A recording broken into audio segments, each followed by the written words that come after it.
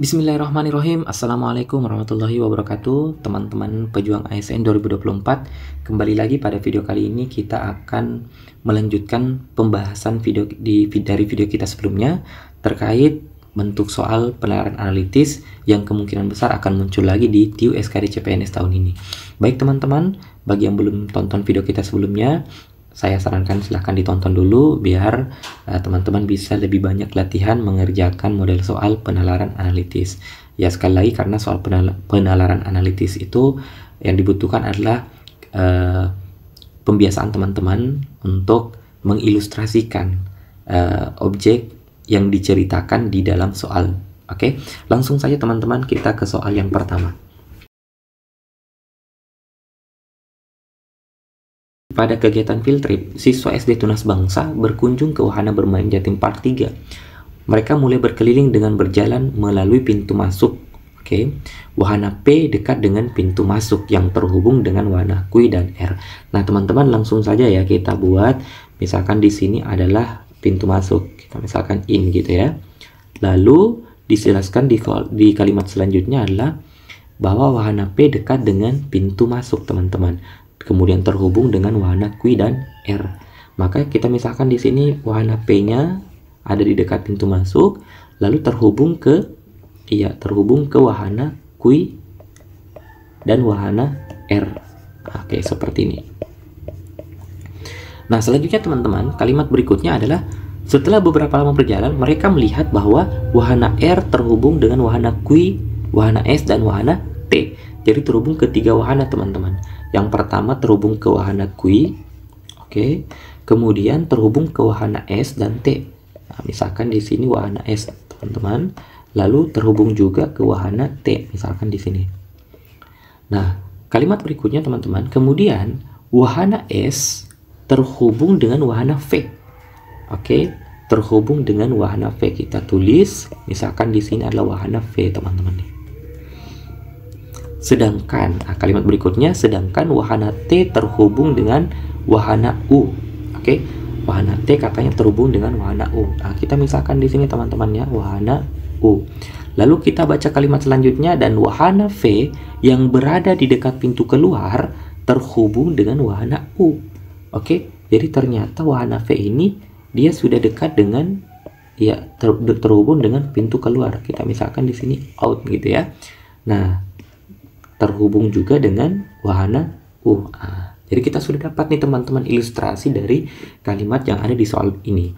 Nah, sekarang pertanyaannya adalah berapa maksimal, ya di sini ada kata maksimal teman-teman ya, berapa maksimal wahana permainan yang mereka lewati sekali jalan. Nah berarti ini mudah saja teman-teman ya. Berarti supaya maksimal maka kita tinggal perhatikan saja denanya teman-teman ya. Dari pertama dia masuk, dia ke P dulu, kemudian boleh ke Q, boleh ke R. Nah, kita misalkan ke R. Karena kita menginginkan maksimal, kita ke Q dulu, teman-teman ya. Habis itu masuk ke wahana R, lalu pilihannya boleh ke S, boleh ke T. Nah, misalnya kita ke S, teman-teman. Bukan ya, kita ke T ya, teman-teman ya, biar lebih banyak nih wahana yang bisa kita lewati. Ke T dulu, baru masuk ke U, lalu terakhir di V, sehingga nanti baru bisa keluar, teman-teman. Nah, berarti dari soal ini, dari ilustrasi ini kita bisa tentukan maksimal wahana yang bisa mereka lewati sekali jalan ya. 1, 2, 3, 4, 5, 6. Berarti ada 6 wahana ada di option delta. Seperti itu teman-teman untuk soal yang pertama. Kita next ke soal berikutnya. Nah, 8 orang wisatawan lokal ya. Jadi ada 8 orang kemudian berkeliling menggunakan kereta mini yang terdiri atas 2 baris ke belakang. Berarti kita ilustrasikan saja langsung teman-teman ya. Keretanya misalkan seperti ini nih. Nah, yang terdiri dari 2 baris. Terdiri dari 2 baris ke belakang. Kita buat untuk 8 orang teman-teman ya. Nah, seperti ini. Kita baca kalimat selanjutnya teman-teman ya. Rini menginginkan posisi duduk bersebelahan dengan Santi. Bersebelahan dengan Santi dan diapit oleh Baim dan Ari yang berada di depan dan belakangnya. Nah, oke, kita tahan dulu kalimatnya teman-teman. Kita ke kalimat selanjutnya. Misha dan Dedi menginginkan tempat duduk paling depan karena ingin menikmati pemandangan dengan sepuasnya. Berarti udah jelas teman-teman ya. Kita tempatkan saja Misha dan Dedi di depan. Berbeda halnya dengan Haris dan Ari yang justru menginginkan duduk paling belakang. Oke, nah berarti kita tempatkan saja Haris dan Ari di belakang gitu ya. Nah, kemudian ada kalimat selanjutnya bahwa Baim mengambil posisi di belakang si Dedi. Berarti makin jelas teman-teman. Baim di belakang si Dedi.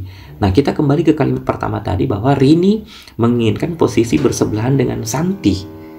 Namun diapit oleh Baim dan Ari. Baim dan Ari ada di sini berarti Rini ingin di belakang Baim dan di depan Ari. Nah, dan dia duduk bersebelahan dengan si Santi. Nah, satu-satunya yang belum ada di sini teman-teman adalah si Nesya. Maka Nesya jelas ada di sebelah kiri si Baim, ataukah di samping si Baim. Satu-satunya option yang memenuhi ada di option Charlie teman-teman ya. Oke, di belakang Nesya, di samping Baim, ataukah di depan Santi. Tapi yang ada cuman di samping Baim, berarti Charlie jawabannya. Oke, next ke soal berikutnya teman-teman. Untuk soal nomor 8 ini, sebuah klaster perumahan terdiri atas 8 rumah yang saling berhadapan dengan warna cat rumah yang berbeda-beda. Berarti ada 8 rumah teman-teman ya. Untuk memudahkan saja penjelasan, saya buat seperti ini ya. Oke, kemudian di depannya ada 4 rumah juga ya, karena totalnya ada 8 rumah. Oke. Nah, selanjutnya teman-teman kita ke kalimat yang pertama. Rumah dengan cat merah bersebelahan dengan rumah dengan cat kuning. Oke, kita tahan dulu kalimatnya. Kita ke kalimat selanjutnya. Rumah dengan cat hijau berada di antara rumah biru dan rumah putih sekaligus berhadapan dengan rumah kuning teman-teman. Nah, berarti ini kita bisa langsung tentukan nih teman-teman ya.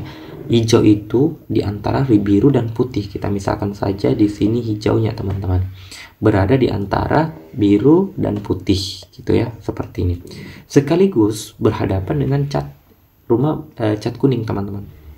Berarti depan hijau kita bisa tempatkan kuning. Nah, kita ke kalimat selanjutnya teman-teman ya. Rumah dengan cat abu-abu berada di sebelah kanan rumah cat coklat. Oke, belum bisa kita tentukan. Dan di depan rumah cat oranye. Oke, kita tahan dulu. Kita ke kalimat selanjutnya. Rumah dengan cat coklat berhadapan dengan rumah cat biru. Oke, teman-teman, berarti ini bisa kita tentukan. Coklatnya ada di sini gitu ya, misalnya teman-teman ya. Lalu kita ke kalimat sebelumnya bahwa rumah dengan cat abu-abu berada di sebelah kanan rumah coklat. Berarti abu-abu itu kita bisa tulis di sebelah sini. Sekaligus berada di depan rumah cat orange. Berarti orange ada di depannya teman-teman. Iya, berarti sudah jelas ya teman-teman ya. Nah, berarti satu-satunya tempat yang tersisa itu adalah untuk rumah cat merah. Nah, kita ke pertanyaan soal teman-teman. Rumah warna cat apakah yang berada di sebelah kiri rumah warna coklat? Nah, coklatnya ada di sini teman-teman ya. Karena coklatnya ada di sini, maka di sebelah kirinya itu adalah si rumah warna kuning. Jawabannya Charlie. Oke, baik teman-teman, kita ke soal nomor 9. Pak Anton mengajak keluarganya untuk makan malam di sebuah restoran terkenal di daerah Jakarta Selatan dan duduk melingkar di sebuah meja. Oke, langsung saja teman-temannya, karena dikatakan duduk melingkar, maka untuk memudahkan pengerjaan soal atau ilustrasi kita buat lingkaran dulu ya, seperti ini. Lalu Pak Anton ini mengajak keluarganya. Kita cek dulu ada berapa orang semua teman-temannya. Jadi ada Pak Anton, 3 orang anaknya yaitu Budi, Caca, Dodit, dan 3 orang saudaranya Eka, Fani, Gali, dan seorang istri yaitu Esti.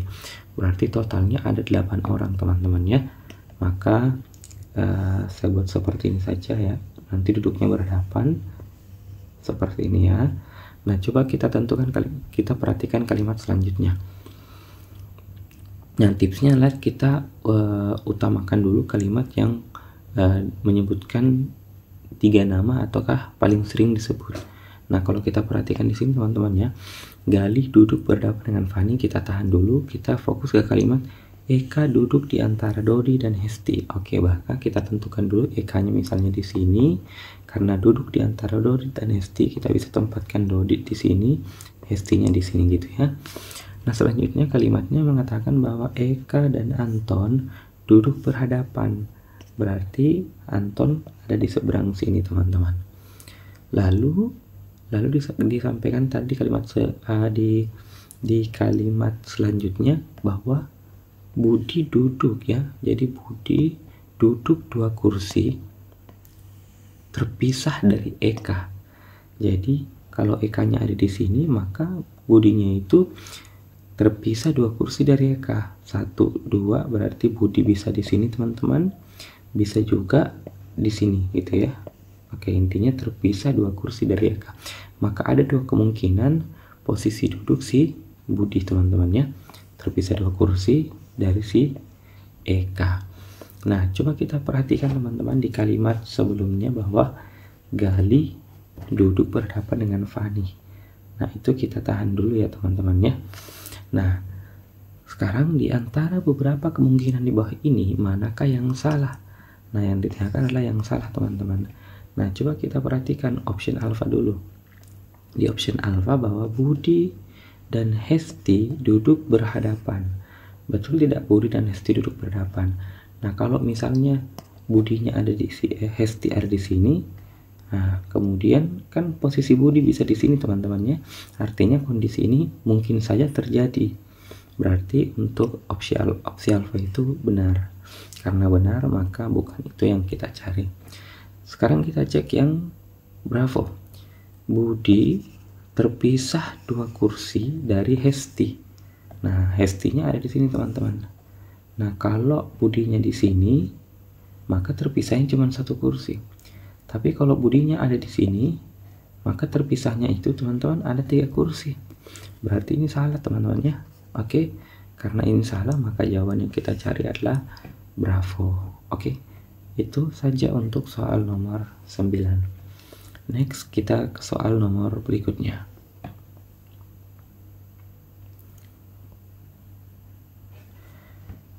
Nah, untuk soal nomor 10 ini, SMA Cerdas Unggul memiliki 5 orang guru yang mampu mengajar mata pelajaran IPA dan IPS.